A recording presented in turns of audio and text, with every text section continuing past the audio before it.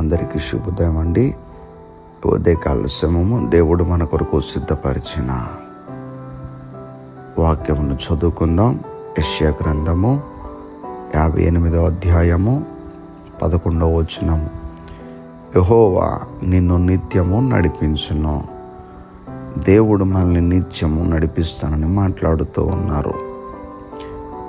కీర్తనల గ్రంథంలో 48వ అధ్యాయం 14వ వచనంలో దేవుడు సదాకాలం మనకు తోడై ఉన్నాడు, మరణం వరకు ఆయన మనలను నడిపించును.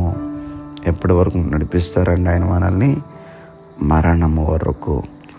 ఈ రోజున మనకి నచ్చినట్టుగా మనం నడుస్తున్నాం, కానీ దేవునికి మనం అప్పగించుకోవట్లేదు.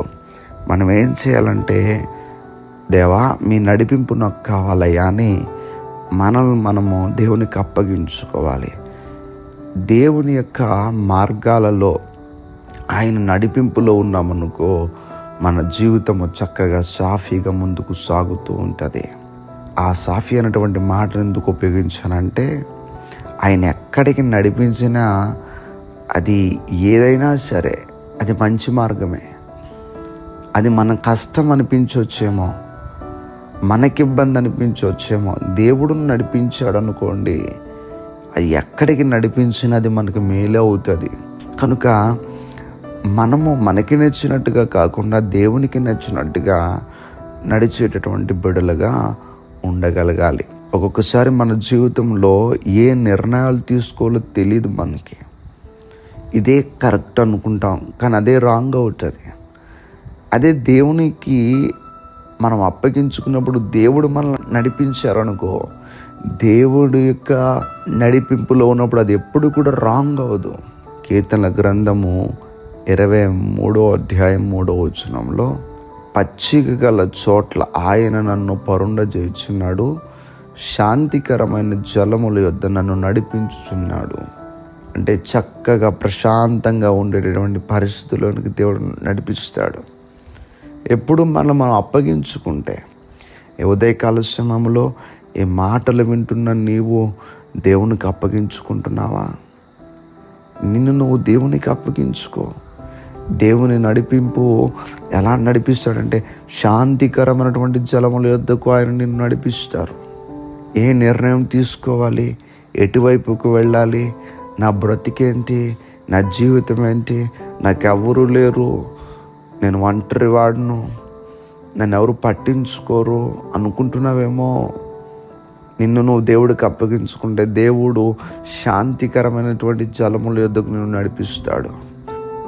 వాక్యం చదువుకున్నాం కదండి, యెహోవా నిన్ను నిత్యము నడిపించును.